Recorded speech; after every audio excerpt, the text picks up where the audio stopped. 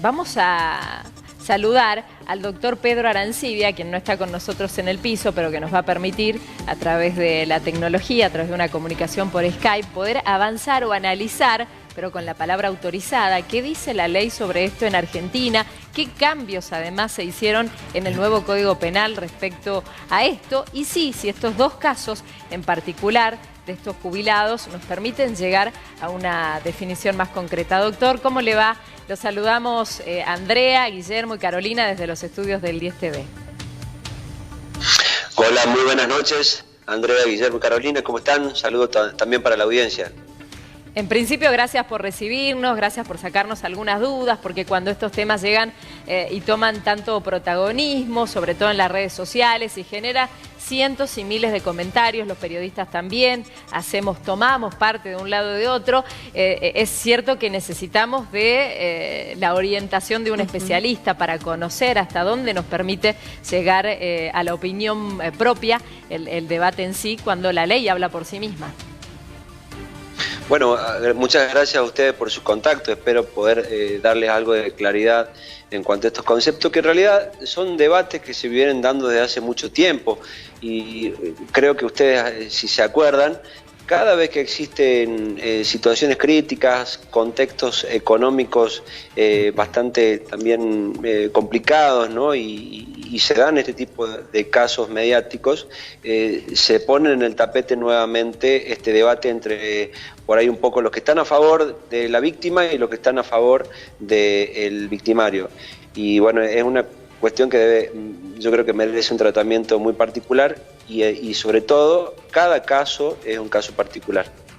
Doctor, si bien algunos estudios y el detalle de las imágenes decían y rezaban también de que este ladrón había sido baleado adentro de la casa, pero después este jubilado salió a darle otro disparo, ¿se puede utilizar como atenuante lo que es la emoción violenta en uno de estos hechos, por ejemplo?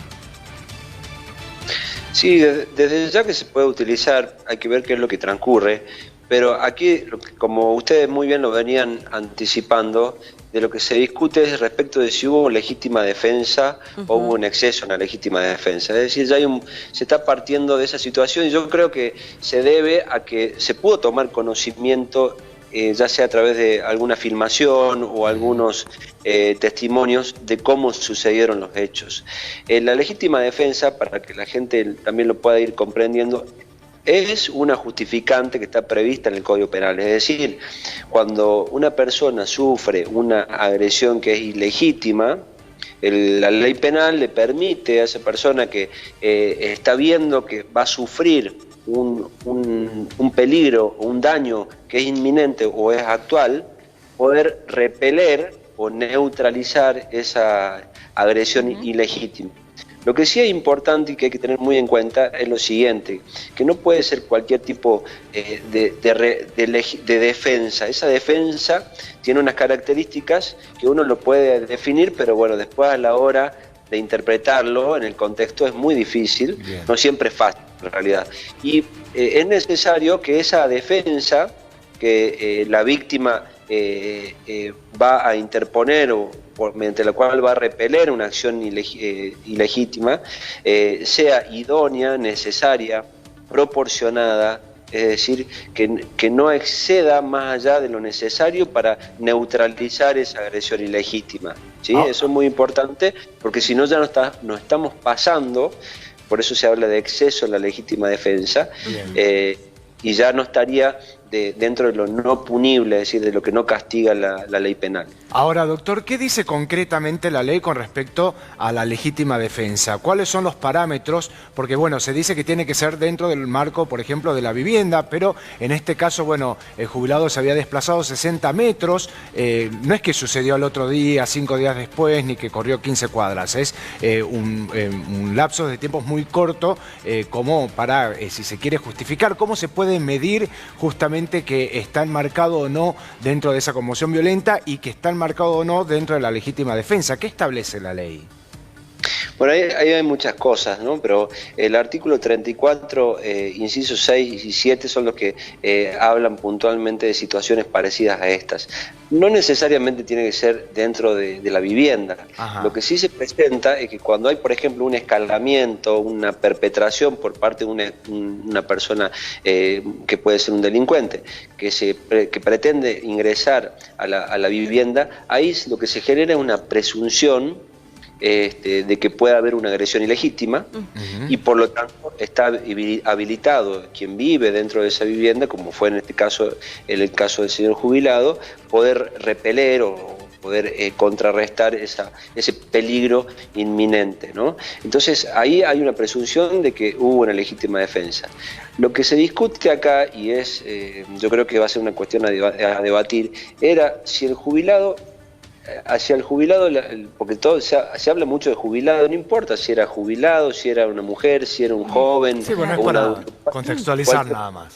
Claro, pero lo que quiero resaltar es que a veces no tiene mucho que ver la condición personal de la víctima, sino pero en que este caso no se apunta a que era jubilado, doctor, por la vulnerabilidad que puede tener, como por la edad o por su situación también física. Porque si aunque haya sido una persona joven o adulta, y lo mismo ve que una persona está ingresando a su vivienda para robarle, puede ejercer su legítima defensa. A lo que yo voy es si la forma de defenderse, el medio empleado dentro de su vivienda, no era ya necesario para poder, digamos, estar amparado en la ley, en su defensa, y si acaso no fue excesivo salir fuera de su domicilio, continuar sabiendo que el delincuente se encontraba herido, también efectuarle un disparo. Entonces ahí se dan situaciones donde seguramente se va a discutir muchísimo hasta dónde llega la legítima defensa, también en lo temporal, ¿no? Doctor, antes de darle pie a Andy, un dato no menor es que también le habían entrado varias veces en la misma noche, ¿no? Me imagino el grado de cansancio, de hartazgo y de enojo que habrá tenido esta persona. ¿Y cómo decimos, cómo juega eso en la cabeza de una persona? Claro. Saber que está dormido en medio de la noche, solo. No hay imágenes tampoco de los actos de violencia interior, claro, que se le ha ejercido a esta persona, ¿no? Totalmente, y los miedos también, porque imagínense, si ya tener un arma y efectuar esos disparos también es para prevenir o prever una posibilidad de que estos tipos a lo mejor pudieran quitarle la vida, ¿no? No solamente robarle, porque a veces uno se pone en la balanza, que también tiene que ver con la proporcionalidad. Es decir, si yo robo una fruta y me cortan un brazo, es o no proporcional, hay una legítima defensa. Pero en este caso vienen todos estos componentes que ustedes nombren y que son muy importantes. Y a veces la gente no está tan instruida, o por lo menos es muy difícil que tenga todos los elementos estos que yo acabo de nombrar, ¿no? Es decir, que en ese momento de angustia, en ese momento traumático, la gente es muy difícil que se ponga a pensar en la proporcionalidad, en el medio idóneo, en lo necesario, ¿no? Justamente, como dicen ustedes, se mueven de manera traumática por otros sentimientos, ¿no? Claro. Entonces, bueno, ahí ya entran a jugar otras cuestiones que no tienen que ver con la legítima defensa, sino como lo habían nombrado hace un momento, en relación a una emoción violenta, ya cuestiones que tienen que ver más que con la antijuridicidad, por ser técnico, digamos, sino más bien con la culpabilidad, ¿no? Doctor, para entender bien la diferencia, porque por ejemplo estoy recordando algún caso, el de Babi Echecopar, que mató a los delincuentes dentro de su casa, entonces la justicia salió a favor de él. Pero ¿qué pasa cuando es un ataque en la calle? ¿Cómo actúa la legítima defensa en ese sentido? También, por supuesto que, como yo lo decía recién, el haberse dado en el inmueble genera una presunción que hubo una legítima defensa. Es decir, cuando hay un escalamiento, se rompe un cerco, se pasa la tapia y hay una persona que ingresa, o lo mismo si es de noche, o si ingresa de noche y yo doy la voz de alto, digo, ¿quién está ahí? Y se niegan, o hay una resistencia, bueno, se presumo que si yo actué agrediendo a esa persona, hay una legítima defensa. Pero la legítima defensa se puede dar en cualquier ámbito. Cuando yo estoy percibiendo que voy a ser agredido, que voy a sufrir una agresión ilegítima, y lo primero que tengo a mano lo utilizo para que no ser afectado en mi integridad física, en mi vida, y también puedo actuar en legítima defensa de un tercero, ¿no? Por ejemplo, claro. Eso sucede a veces cuando estoy con mi pareja, o con un hijo, o con un pariente, o con alguien desconocido, pero que estoy observando claramente que esa persona va a sufrir un mal inminente de manera Bueno, se me viene un montón de casos, se me viene el caso de Villa Gesell, se me viene el caso Mamaní, el Mamaní, policía, se me viene el caso ahora, hace muy poquito, aquí en la vinoteca de Avenida Arenales, ¿no? Hay tantos, el video que mostrábamos ayer, justamente en el portón de la casa, hay tantos casos. Y ahora, ¿no? El último del que hablábamos también para iniciar la nota con usted, doctor, es el caso de este jubilado también, de un hombre de 81 años en Mar del Plata, que sí estaba dentro de su vivienda, pero que ahora se hace mención, por ejemplo, a que no tenía permiso de uso de armas. Ahí podrá actuar la justicia porque evidentemente estaba en su casa, le estaban tratando de ingresar, más allá de que se pueda demostrar o no si intentaba entrarle a robar. ¿Podrá ahí la ley amparar a este jubilado siendo que estaba dentro de su hogar? Sí, lo primero que yo quiero decir es que hay que contextualizar y que cada caso debe ser analizado particularmente, ¿no?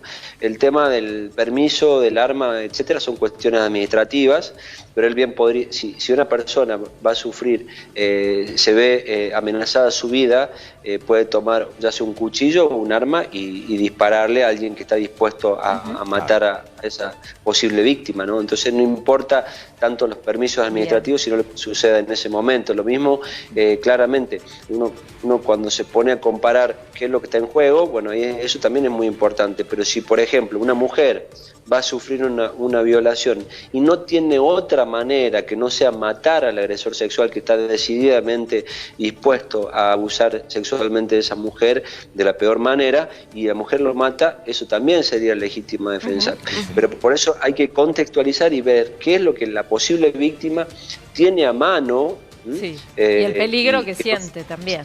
Porque si, por ejemplo, alguien viene a agredirme con un golpe de puño y yo saco un bate de béisbol o un arma, peor, con más razón, y con eso disparo para repeler esa agresión de puño, es totalmente desproporcionada. ¿Se entiende? Porque hay que contextualizar cada caso. Bueno, los casos, me vuelvo a otro caso que ocurrió aquí en Salta, estas camionetas que se agarraron a tiros con los chicos atrás, ¿no?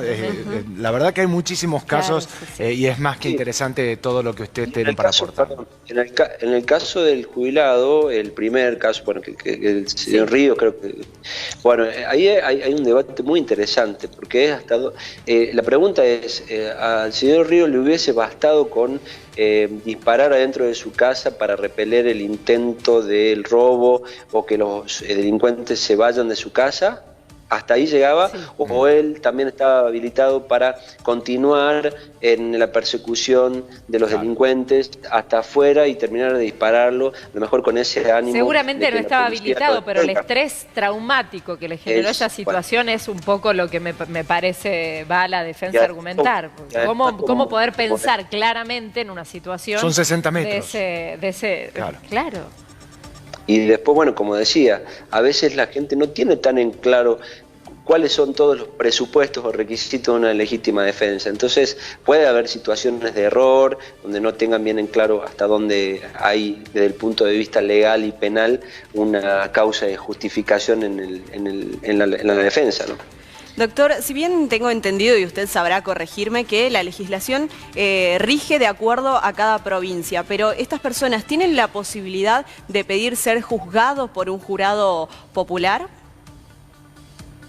Claro, la legislación procesal, donde se regula el proceso penal y la forma en que se realicen los juicios orales y públicos, tienen, por supuesto, unas características de cada provincia. Todavía en Salta no... Pongo el ejemplo de Salta, no tenemos jurados populares, pero bueno, es interesante ver también qué es lo que pasa con este tipo de casos en Buenos Aires o en Santa Fe, donde, o en Córdoba inclusive también, donde se han declarados absueltos, algunos casos donde uno podría en primera instancia decir que iban a ser condenados bueno, por lo que es el artículo 35, ¿no? Un exceso en la legítima defensa, y sin embargo jurados populares determinaron la absolución, que sería por la legítima defensa del artículo 34. Doctor Pedro Arancibia, le agradecemos muchísimo por su tiempo, la verdad que ha sido más que claro y más que interesante esta comunicación que hemos mantenido. Bueno, muchísimas gracias a ustedes por su contacto y para lo que necesiten, por supuesto, con todo gusto. Gracias. Gracias, doctor. Adiós.